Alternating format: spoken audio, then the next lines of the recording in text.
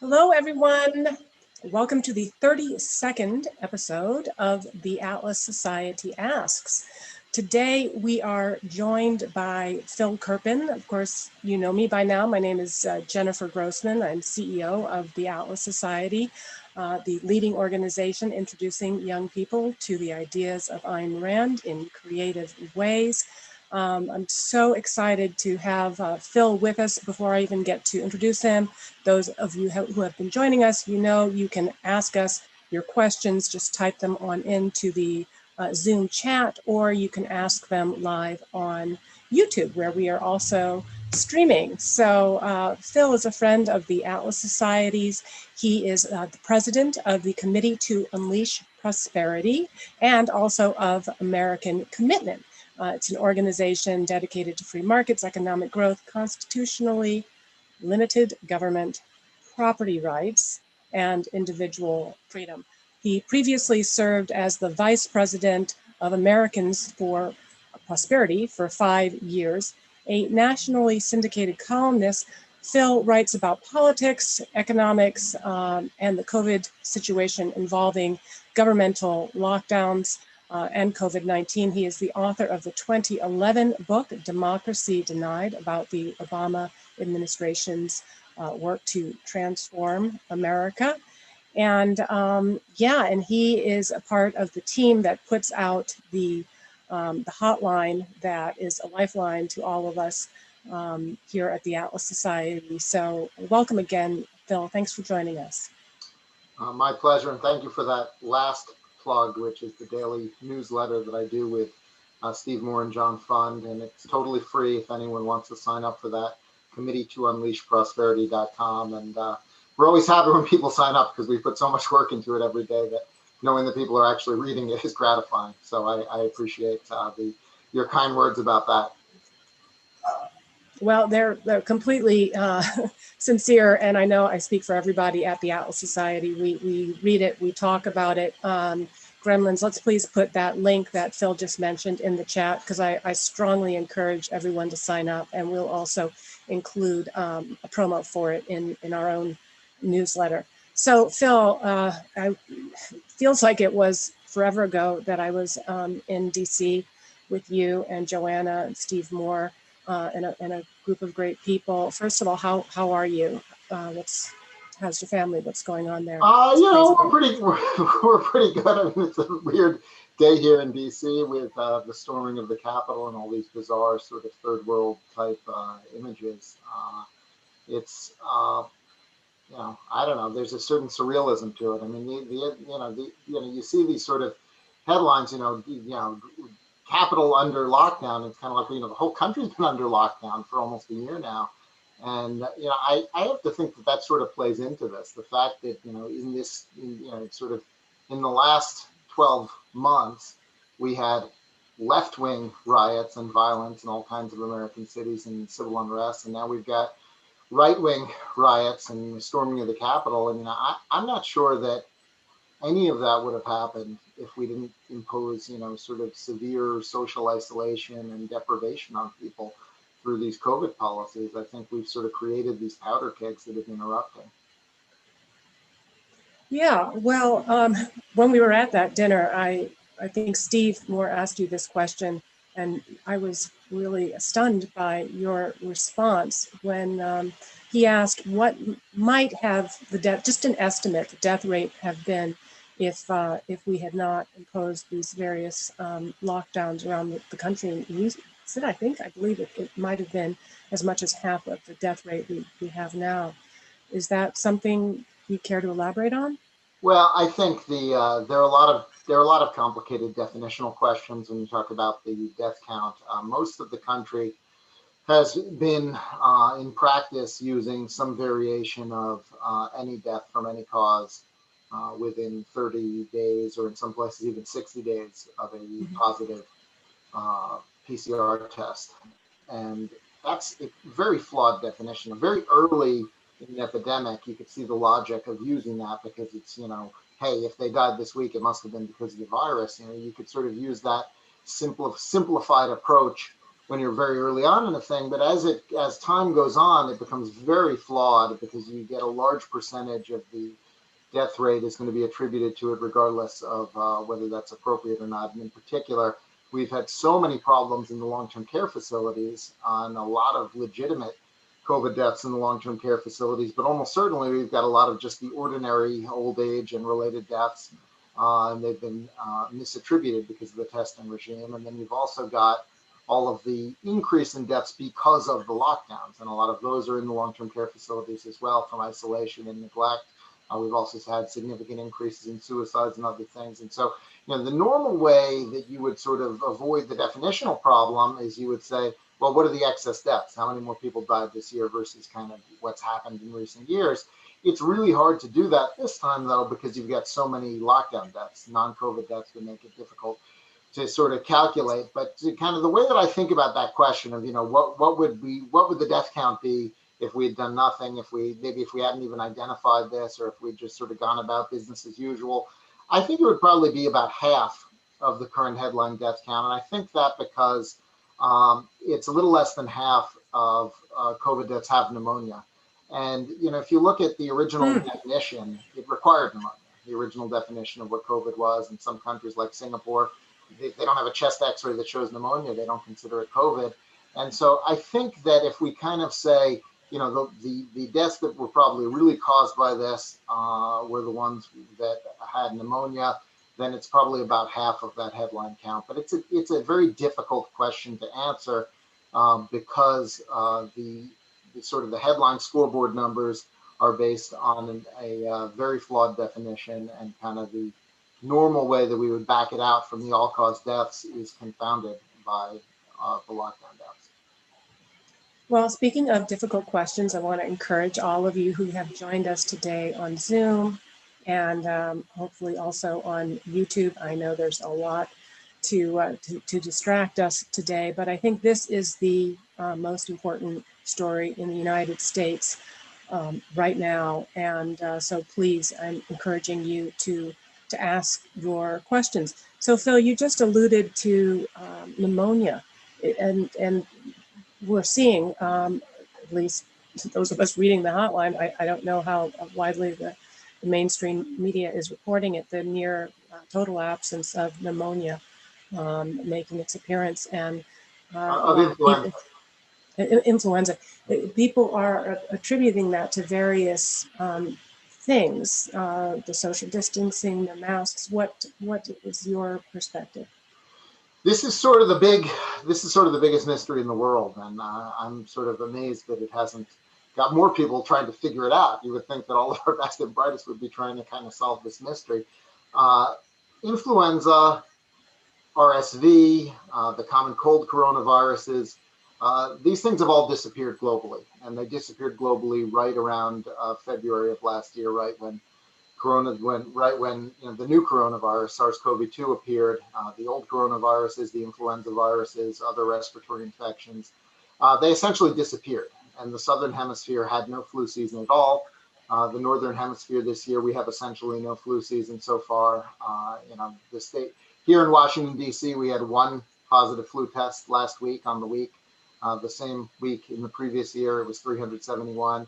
And you look at the national statistics, and they put these out weekly, and I always tweet them out because they're so stunning. The national numbers, I think the most recent week, the 5-year average was something like, 6,000 positives and 14% positivity. And this year it was, 75 positives and 0.21% positivity. So flu activity is almost completely non-existent. And there are basically three possible theories, or three types of theories for why this is the case. One is that the virus itself, SARS-CoV-2, is in some way disrupting or blocking these other viruses. This is the viral interference or viral dominance theory, the idea that kind of the big dog virus gets to the susceptible people first. There's no one for the other viruses to infect, and they sort of recede into the background. And there's some considerable support for at least the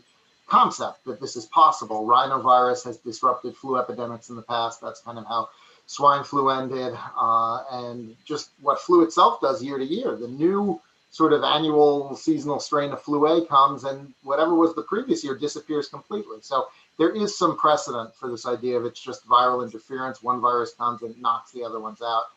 The second type of theory is that it's the policy interventions, that school closures or masks or distancing are really effective for all of these other viruses, even though they're ineffective for SARS-CoV-2 and they're ineffective for rhinovirus, which is kind of the other type of common cold virus that's actually doing really well this year. It hasn't disappeared at all. It's seemingly everywhere, and that could be because rhinovirus and SARS-CoV-2 are maybe more aerosol versus those other viruses being more droplet, and so if people are further apart, that could be a partial explanation. The problem, I think, there is that the drop-off in all these other viruses happened before most of those policies were put in, and they happened everywhere globally, including places that didn't have much in terms of policy intervention. But you could say there was policy intervention in enough places that it disrupted global circulation. So that's certainly one theory.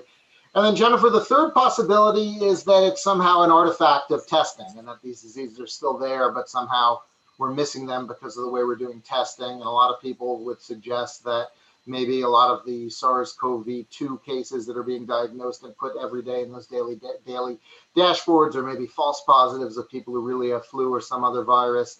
The problem with that theory is that we have a record high number of flu tests being done, at least here in the US, and they're almost all negative.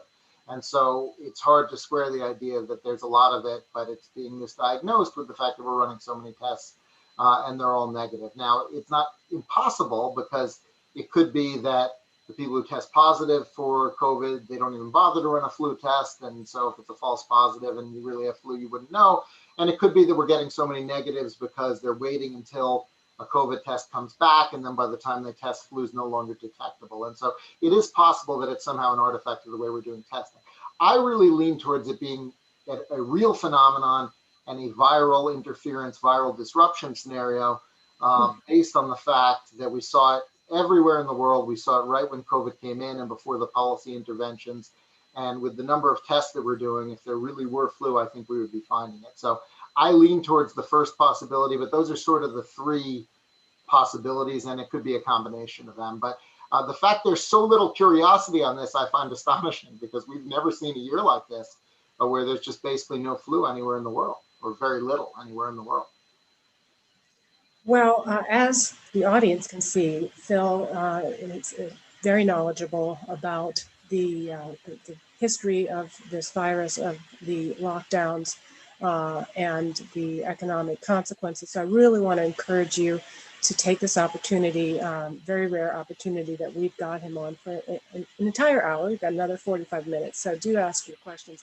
And as we're gathering those, Phil, tell us a little bit about your story. You are one of the most intense people that I have ever met, and as somebody relatively intense myself, that's saying something. So, what got you interested in not just this area, but in economics, and give us a little bit of the behind the scenes of the hotline. Like, how do you guys put it together? Where did the idea come from? And what are the goals of the Committee to Unleash Prosperity? Well, depending on how far we want to go back, I could say it was maybe my dad giving me Atlas Shrugged when I was 12. If we want to connect it to the theme of your organization, that's probably when I was first introduced to sort of the idea of, the morality of markets and their superiority as a way to allocate resources and protect individual rights and so forth. And so, I have that background from very far back. But in terms of my professional career, I actually, my first job in Washington was working for Steve Moore. I interned for him at the Cato Institute in 1999, and we did a book project. It was actually one of Julian Simon's posthumous books called It's Getting Better All the Time, that he co-authored with Steve. Mm-hmm. Chart book with all kinds of ways that, basically in the 20th century, every measure of material well-being improved dramatically. And Steve Slavinsky and I sort of each did half of the book in terms of, putting the charts together and making sense of, the scraps of paper and notes and the stuff that Steve had. And so that was the first, when I first came to Washington. And then when Steve left Cato to start Club for Growth, I went with him, and I was at Club for Growth from the founding of it through the 2004 cycle. And I was the only one who quit on the conference call when they announced they were firing Steve, which I found insane when the board of directors ousted him. And so that's when we started Free Enterprise Fund, which was a relatively short-lived organization, but did win a major victory at the Supreme Court in Free Enterprise Fund versus Public Company Accounting Oversight Board, which was the case that found that the way that board was constituted in the Sarbanes-Oxley law was unconstitutional. Unfortunately, they didn't strike down the whole law like we wanted them to. They just said that the members of the board could be removed at will. So it was a relatively minor, a narrowly tailored remedy, unfortunately. And then Steve went to the Wall Street Journal. I went to Americans for Prosperity, and I was there for about 5 years. That's kind of the main political and policy advocacy entity of sort of the Koch seminar network. And we were really kind of the leaders in the fight the first few years of the Obama administration against card check and cap and trade and Obamacare. And we stopped 2 out of 3. We weren't able to stop Obamacare, unfortunately. And then in 2012, I started my own organization, American Commitment, which is a free market advocacy group. And we really try to focus on the fights that are on the margin. It really could go in either direction, where a little bit of citizen engagement and education and getting letters into Congress or into regulatory agencies or into the White House can actually tip an outcome in a free market direction. And so that's kind of the main organization I've been running for the last 9 years or so. And then about a year ago, Steve Moore asked me if I would also come in and help at Committee to Unleash Prosperity, which is the 501c3 educational foundation that he started with Art Laffer and Steve Forbes and Larry Kudlow. And Kudlow had left to join the Trump administration. And so in a sense, I was sort of backfilling a very partial replacement for Larry Kudlow. And, I've been, it was a weird year. I thought we'd be focused on economics and supply side economics. Instead, it ended up being almost all COVID analysis and lockdowns and just, the way what the year ended up being. But we, at some point, just a week or two into lockdowns, we said we're going to do a daily newsletter for as long as these lockdowns last, and it's pretty much become kind of a permanent, ongoing publication, basically because the lockdowns seem to be interminable. But I also think because people like it so much, we're probably going to keep it going even if we can end the lockdowns. And the main kind of staff writer for it is John Fund, who sends me 4 or 5 items a day typically, and then I'll take those 4 or 5 items and I'll add usually 3 or 4 of my own and some pictures, and we usually try to put a joke in there at the end to give people a smile after all the serious stuff up top. And then I put the draft together each night and send it around, and then Steve edits it and he maybe adds an item or 2.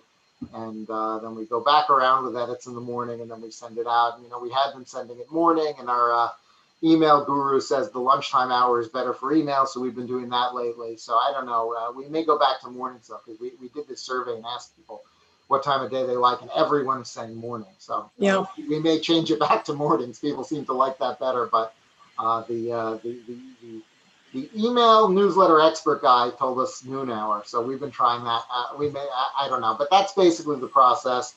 I don't know if you have a more specific question about it than that, No, or that other biographical stuff I put in there. Well, you've given me a couple of gems there. First of all, that as usual, it began with Ayn Rand and Atlas Shrugged, and also now the editorial conveyor belt of the hotline. I have to say, though, I think at 12 I skipped the radio speech, to be honest. Well, we are returning the favor. We have crafted and we have sent, and I know you have received the Anthem graphic novel specifically for your kids, and we've just come out with the Red Pawn graphic novel. So, but I send those all to Joanna because they do have some more mature content, and we do want parental approval before we get those into sensitive young hands. So So, and I'm glad to know this, the process also. We've had on this show, we've had Steve Moore, we've had John Fund, we now have you, and I'm going to make it my goal this year to get Art and Larry, and of course, Steve Forbes, a great supporter of the Atlas Society, on the show and keep this going. So speaking of books, Phil, your book Democracy Denied has the subtitle How Obama was ignoring you and bypassing Congress to radically transform America. Are we about to get phase 2 of this plan? Well, I would have, if you asked me the same question about a week ago, I would have said, well, you're going to have gridlock with the Republican Senate. And so, of course, everything's going to be in the regulatory agencies. That's not as much the case now. We're going to see some elements of the policy agenda, unfortunately, move legislatively now with the consequence of the Democrats taking the Senate, although they're going to be somewhat limited because of Senate rules. They'll be able to do tax hikes, unfortunately, and spending through the budget reconciliation process, and they may be able to get some policy changes through that way as well. But the major big ticket policies are going to be in the agencies. It's going to be very similar to the last 6 years of Obama in that regard. And this is a long-term trend. It's a multi-decade trend in which Congress passes broad, vague laws and essentially outsources the real decision-making to the bureaucracy. And so we've got vast areas of public policy now where you don't have to go back to Congress to make major changes in policy, where you can do it through the regulatory process. And so that's really going to be our major focus at American Commitment, is trying to pick the most significant regulatory fights that can actually be influenced and try to get public engagement in the comment dockets, shine a spotlight in terms of media attention, public opinion, try to get congressional engagement in terms of oversight, and maybe try to stop a few of the most egregious. And of course, we're also going to see litigation on all of these matters as well. And the one different alignment we have now, as opposed to during the Obama era, is we may have a stronger Supreme Court now on some of these issues, and that may change the playing field considerably. For instance, one of the biggest areas that I talked about in the book was how the entirety of climate policy had been sort of handed over to EPA by the Supreme Court in Massachusetts versus EPA, which said, you can regulate greenhouse gases under the Clean Air Act, which was, of course, never designed for that purpose and was very ill-fitting for that purpose. And Obama went ahead and proceeded with that. Trump's now undone it. And of course, we will see greenhouse gas regulations under Biden, but we may have a Supreme Court that no longer agrees with Massachusetts versus EPA because, it was a 5-4 decision with Kennedy and 4 liberals forming the majority. And now, there could be as many as 6 votes the other way. And so potentially the litigation approach may be able to stop some of these things. But yeah, I do think that we're going to see a lot of the economic decision-making and policy-making occurring in the agencies. And, there's going to be a lot, unfortunately, of pendulum swinging of the same Obama policies that were so economically harmful that President Trump reversed being reimposed.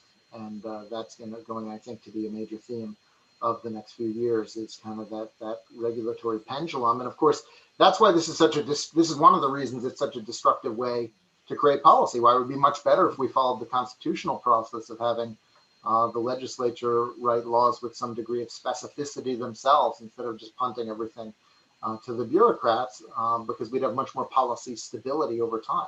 Legislating is much more difficult than just winning a presidential election, and then that unlocking the power to flip vast areas of policy back and forth. And so to answer your question, yes, though I am slightly more optimistic that we may be able to stop some of these things in the courts that we weren't able to then. Excellent. So I do want to get to some of the questions from the audience. I want to encourage the audience, if possible, if you can make your questions somewhat short and concise, I'll be able to read them and convey them, or at least get the gist of them. And over to Phil. I do have one great brief question here from Mark Shoup, one of our regulars. He asks briefly, how does your supply side brand of economics differ from Austrian and or classical liberalism? Well, I think there's a lot of overlap. I think that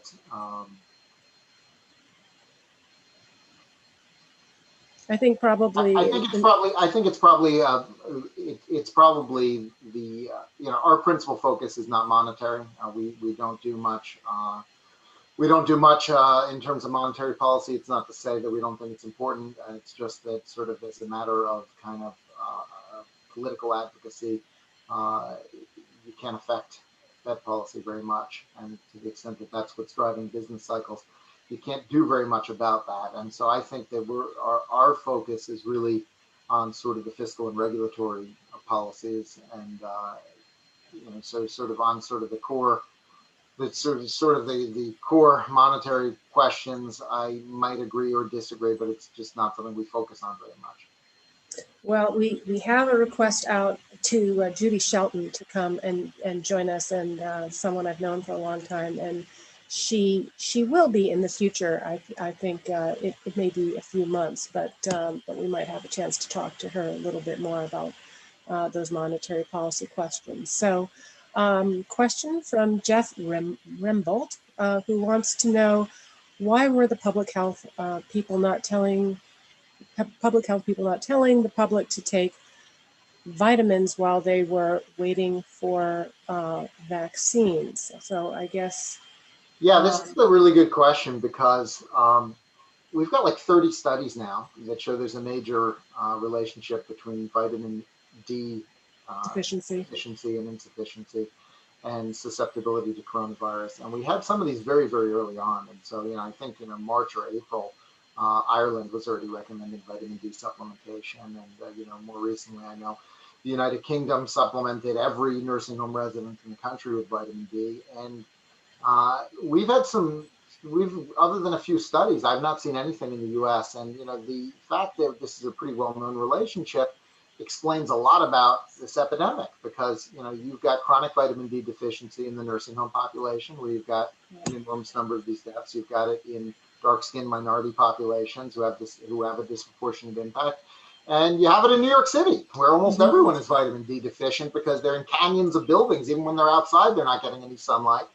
And, I saw some reporting. A doctor said, a New York City doctor said, if I find a patient who's not vitamin D deficient, I'm surprised. So, I mean, it does tend to explain a lot about this. And there's actually even some randomized clinical trial evidence, because there have been a couple of trials now that supplemented vitamin D and found a statistically significant impact. And this has been sort of a pattern, not just with vitamin D, but with other low-cost early treatments and preventatives. There just seems to be almost no interest in them. And I find that very odd, because, maybe they wouldn't be very effective. Maybe it wouldn't be very effective, but maybe it would. First of all, there's a lot of evidence suggesting that it might be. And even if it's not, it's much better for people psychologically to think, I'm doing something that's going to make a difference. I'm optimistic. And even if an early treatment or a preventive has no benefit other than a placebo effect is a real thing. It matters whether you're confident, whether you're upbeat, whether you're optimistic. That improves your outcomes with any disease. And so this idea that we're not going to do any early treatment, people go into a doctor when they test positive, they have COVID, and the doctor says, go home, don't do anything. If it gets really bad and you can't breathe, go to an emergency room.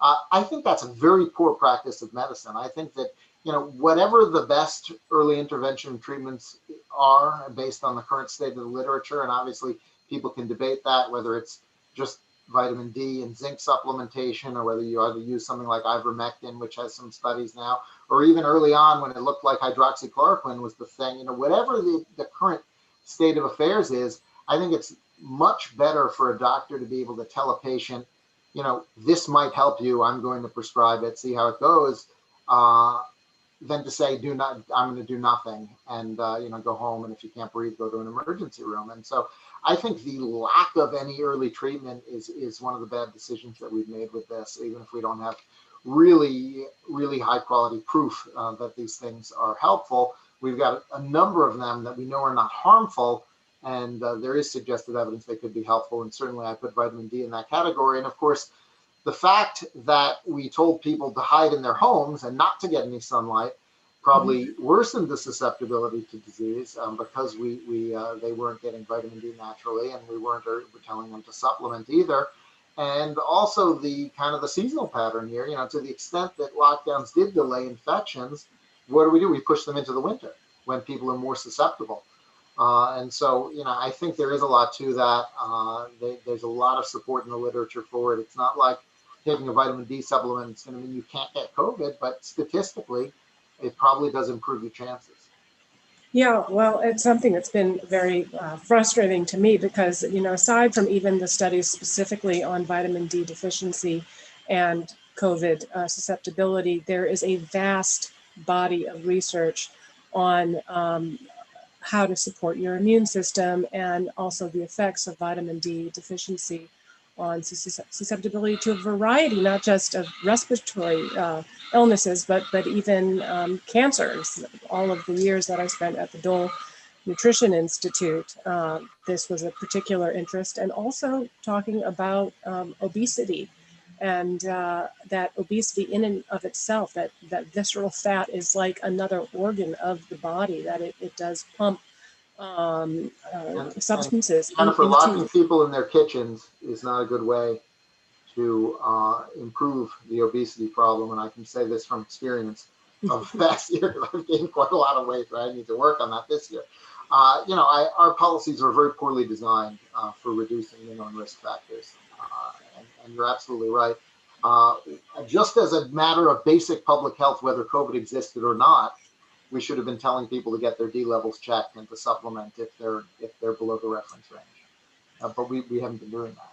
Yeah, and I think that there's also a lot of opportunity here for entrepreneurs. I think one of the things that I've seen, I've been encouraged by so many people who sprang forward to meet these needs in the marketplace, but there are just also so many more opportunities. I mean, we're talking about rapid testing and vaccines, but just even the kinds of at-home vitamin, deficiency, and of course, vitamin D is not a vitamin. Actually, it's a hormone.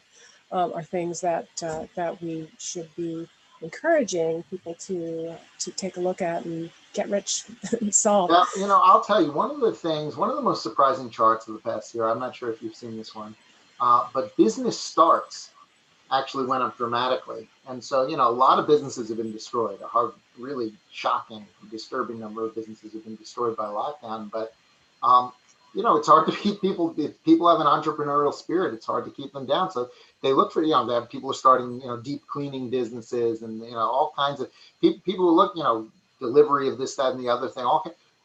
People are looking for opportunities, and they are creating a lot of new businesses.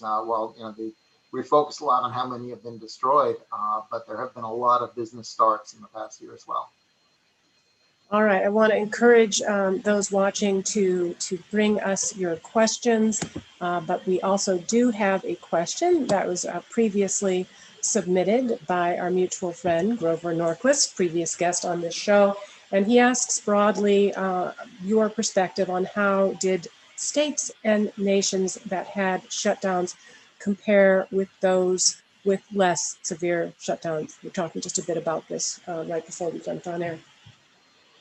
Yeah, it's interesting because when policy interventions are announced, you do see sort of you do see an effect of the announcement of new policy interventions. You do see a decline in sort of the infection rate, sort of the rate of increase does tend to moderate a little bit after new policy interventions are announced. But that happens whether you announce the most draconian lockdown in the world or whether you come out and say people should wash their hands more. There seems to be almost no relationship between the severity of a newly announced policy and the effect that it has on transmission. So it seems, announcing something, telling people that, it's so bad that we need to do X new thing, that does seem to have a little bit of an effect on behavior that changes outcomes a little bit. But the content of that announcement and the severity of it seems to matter very little or not at all. And that's not just my impression. There was a study in Nature, one of the sort of the prestige medical journals that reached this conclusion, which was a little bit surprising because they've been pushing a lot of the lockdown material. And there are now many studies that have reached basically the conclusion that full lockdowns have very little effect on the progression of the disease. Now, there is an exception to that, which is, countries that have almost no incidence of the disease when they lock down. If they're also controlling borders, they can largely keep it out. And I think that's what happened in Australia and New Zealand. But if you look at the pre-pandemic planning guidance from the CDC, they say, and I think they were right about this, I wish they remembered it, they say that once you have 1% of a community that's infected, it's pointless to attempt that kind of mitigation. You will not be able to contain the infection no matter how aggressive you are. And of course, by the time Europe and the US even were aware of this thing, it had already spread far more than 1%. And so it was impossible to put the genie back in the bottle through lockdown. And to even more directly answer your question, you see very similar disease curves in states that have wildly different interventions. It seems to be they rise and fall seasonally and regionally, and all of the states in a region will tend to light up at the same time and then will tend to come back down at the same time. And so, for instance, a lot has been made of how North Dakota adopted a mask mandate and some business restrictions, and they had this very high peak, and then they came down, and that must mean that it was effective. And if you look at just North Dakota, that picture kind of looks right. But then you add South Dakota to the chart, which did none of those things, imposed no restrictions, no mask mandate, nothing really other than voluntary measures. And they have the exact same curve, essentially. They go up and down, and so do other states in the region. You had Iowa with the same chart, and it's basically the same as well. And, I think that whatever sort of drives, I think it may be temperature and humidity conditions, it may be somehow solar radiation acts upon the virus or makes us more or less susceptible because of vitamin D or some other mechanism. But I think that whatever is going on is happening seasonally and it's happening regionally, and our ability to affect it through policy is very, very limited. The only reliable outcome of these policies is the cost, the downside that they impose. The benefits are very unclear, and yet we act like it's sort of obvious when things are bad, you've got to lock everything down, and we're still doing that. And in fact, Jennifer, one of the things I really worry about right now in California, which is by far the worst in the whole country in terms of disease burden, is the lockdown. When you lock down, if you already have a very high level of infection, you create sort of an echo boom in which people infect everyone else in their home. Because if you're only home, everyone's going to work, they're going to school, you're not necessarily going to have transmission in the home. And in fact, the attack rate in the home is only about 18% under normal conditions. That's the best study that we have, the meta-analysis that was in the Journal of the American Medical Association. But I think if you were in a real stay-at-home type lockdown situation, it's probably 3 or 4 or 5 times that, because you're in close quarters, locked in 24/7.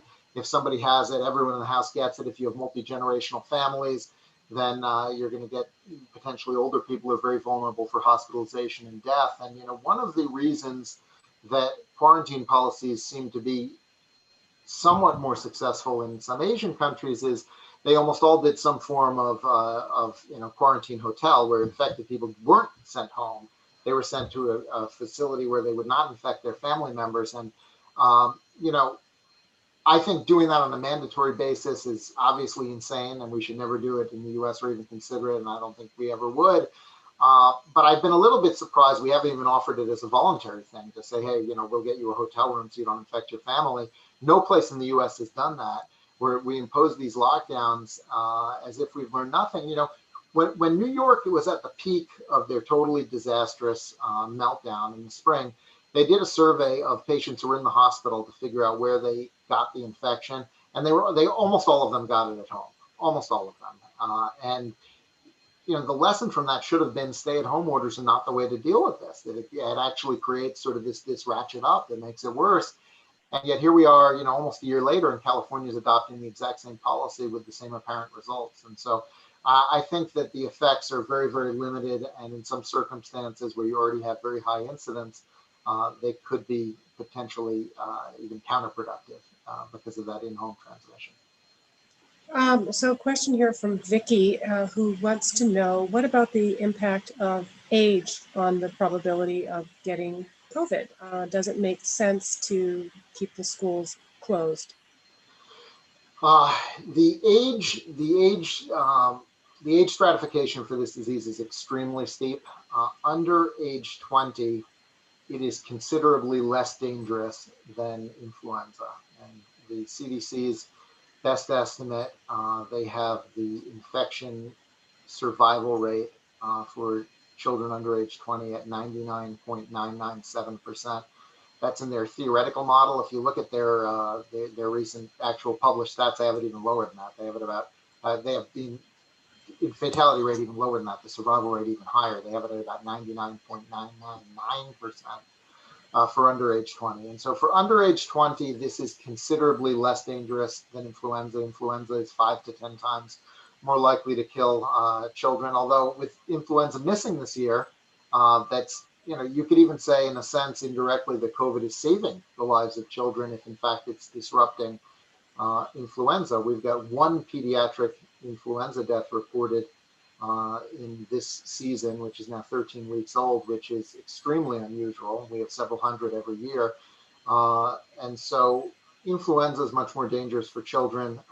Schools should 100% be open.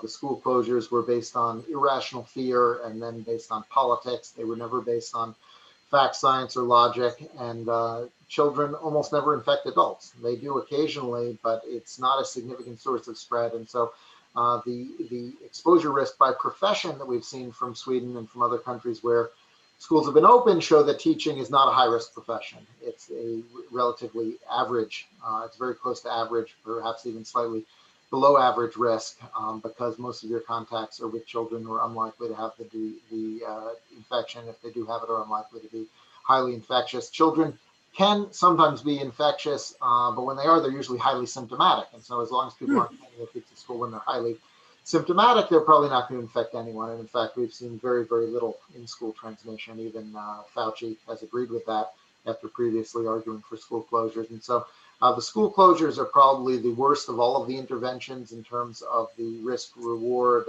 cost-benefit trade-off. They have essentially zero benefit, and the costs are absolutely staggering. We've got the life years lost from school closures are going to be far, far greater than the total life years lost from COVID. In fact, there was one study that looked at just 2 months of just elementary school lockdowns from the spring, and they estimated it would cause 5.5 million lost life years. And so, you think about the implications of that. The difference, I think the difference right now in life expectancy between a high school graduate and a high school dropout is about 5 years of life expectancy. And so, the educational damage that we're doing by having schools closed, it's going to have staggering health effects and income effects downstream. There's no benefit to it really at all. The community transmission impact is negligible and children are not at risk. And so I really would like to see schools open, or if they're not open, perhaps even better, I would like to see us have an emergency scholarship program where you can get essentially a universal voucher. If your local public school refuses to open, you should be able to take those funds to go to a school that is open or to homeschool and to create the demand for alternative educational arrangements so the kids aren't just left by the wayside. And I was glad to see that President Trump finally did an executive order on the emergency scholarship idea, something we've been pushing for, I think, 6 months now. Remains to be seen if any of that money will actually get out the door before he leaves office, though. Well, we have and just Jennifer, to address the other side of that, which I left out, the deaths are overwhelmingly over age 65. Overall in the U.S., they're about 80% of the COVID deaths are above age 65. In the last few weeks, it's been higher than that. It's been about 84 or 85%. And that's why the vaccine distribution really should be done by age.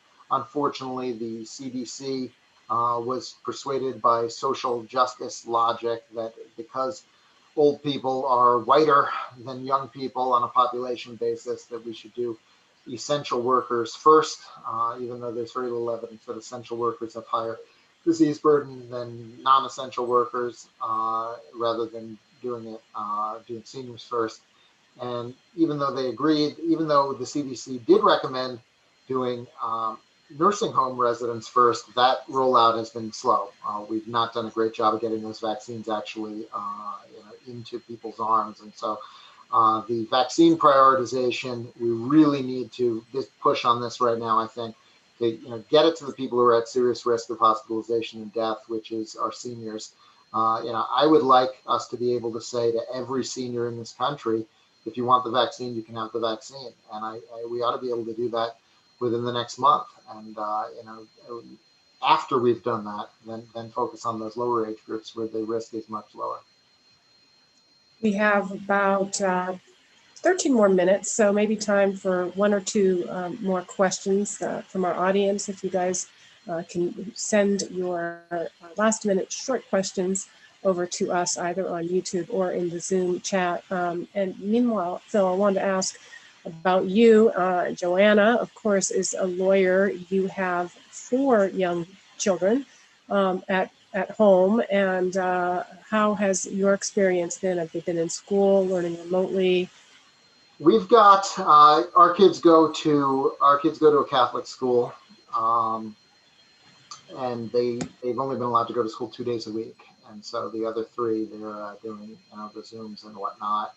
And the 2 days they are allowed to go to school, it's like a prison school. I mean, they came up with these insane rules you can't even imagine. They're like, you can't, they can't, like, they're not allowed to, they don't have any of their specials. Instead, like, the gym teacher comes on a video and they do it at their desk, and they're not allowed to play with balls at recess, and it's like they took every recommendation that's out there and then they made them like 10 times crazier and stricter, and so it's been a very challenging year from that standpoint.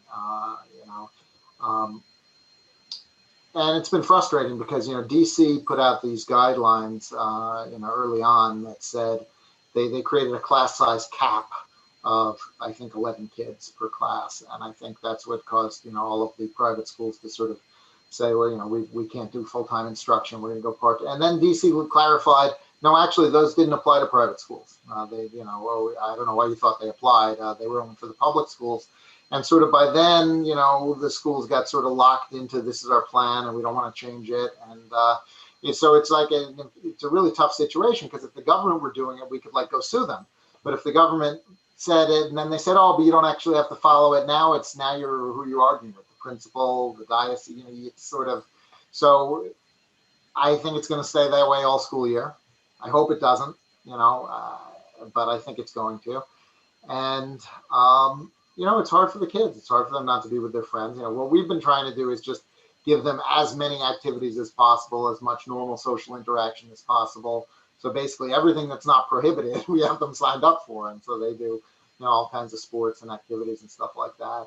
But it's been really tough for them. And of course, that means it's been really tough for us. And, I've been, I sort of took on a second job doing the committee stuff with Steve at the same time I'm doing American Commitment. So I've been doing more work than ever over the past year while we're dealing with all of this with the kids. And, my wife's a lawyer who specializes in employee benefits. So all of her clients have been calling nonstop, for all of the benefits issues related to all the things that are going on. And so it was a tough year. Oh, the other thing I didn't even mention is like the first week of lockdown, my mom passed away, which not of COVID, but, we had to do an online memorial and all this kind of stuff. And so it was, look, it was a hard year for everyone, but it was definitely a hard year for us. But, we're fortunate in many ways. Obviously, we can largely work from home. We largely have flexible schedules. We have the ability to support the kids. I do think, though, people who have relatively large families have a much harder situation, much harder time dealing with, the disruption of school than people only have if we had 2 kids, I feel it would be much more manageable than 4. When we decided to have 4 kids, we assumed that schools would exist as a place for them to go 5 days a week. We didn't really plan for a contingency like this one. So it has been challenging, but in many ways we have it.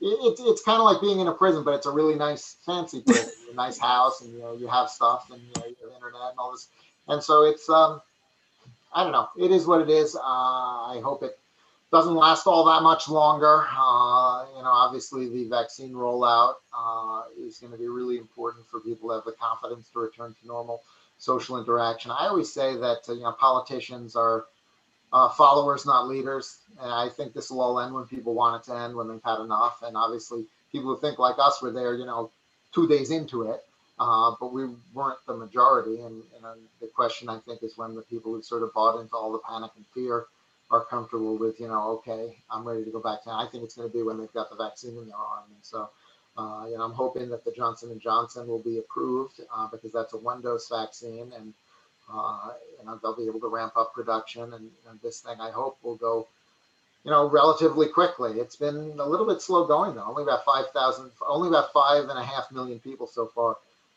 have actually got a vaccine dose, and it's been 3 weeks, and that's not a great pace. We need to pick that up because at that pace, it's going to take a whole year to vaccinate the adult population, and I can't do another year like this. So I'm hoping they'll step it up. Well, yes, it's been a challenging year for family. I've also spent a lot of the past year with my elderly parents in San Francisco, trying to help them out a bit. Glad to report my father got his first dose of the vaccine, and as challenging as it's been, I'm sure you and Joanna can relate. I mean, we will look back at this time, and while there are many tragedies and many negative consequences, the bonds that we've built, the friendships that we've built, the ways that we've learned to work together within a family unit under stress, and of course, what all of you guys have accomplished over at the Committee to Unleash Prosperity. So how can we find out more about you, Phil? Where do we follow you? How can we help get involved? Well, I just want to say, eventually we have to win, right? This can't go on forever. So eventually we'll win and we'll claim victory. And, so yeah, at least there's that. That's how I think. That's how I get through it. Say at some point we'll be able to say we won, because that has to happen. Well, and then always, there are these, there are reversals. I mean, this has been a year of tremendous reversals. The administration, the economic growth, all that was accomplished, many of the positive reforms. And then I've been amazed how fast the economy came back, even under sort of partial closure and so many states being away. I mean, it really shows the resilience of the American economy, and as I was saying, of entrepreneurs who get their business shut down and go figure out a new idea and start a new one. And it's a really remarkable thing to look at sort of those positives that have come out of all these negatives. But to answer your question, the best places to find me, American Commitment, which is the 501c4 advocacy group, is americancommitment.org. Committee to Unleash Prosperity, which is the 501c3 educational organization that does the daily newsletter. If people want to sign up for that, committee to unleash prosperity.com. I'm also a Twitter addict. It's my last name, Kerpen, Kerpen. I think that's basically it. That's the main stuff. I'm sure we have a Facebook or something, but I would say my Twitter and the websites of the two organizations would be the best places to go. Well, spectacular. It's just been wonderful to spend this time with you, Phil, and to get to know you and Joanna a little better over the past year, and benefited so much from your tremendous work. So I do encourage everybody to check it out and to support their efforts. Of course, if you enjoy our weekly webinars, if you enjoy our graphic novels, the animated video, the most recent of which will be featured in a future issue of the hotline, My Name is Property, or Draw My Life on Property, then please support us at the Atlas Society. And make sure to sign up for our newsletter as well, so that you'll get updates on our future webinars, including next week's is going to be with John Tierney, the author of The Future of Bad. And then, of course, the week after with my friend Michael Walsh, who is the author of Last Stands. So we look forward to seeing you there. Phil, give my love to Joanna, and we'll see you soon. All right, have a good one. Thank you.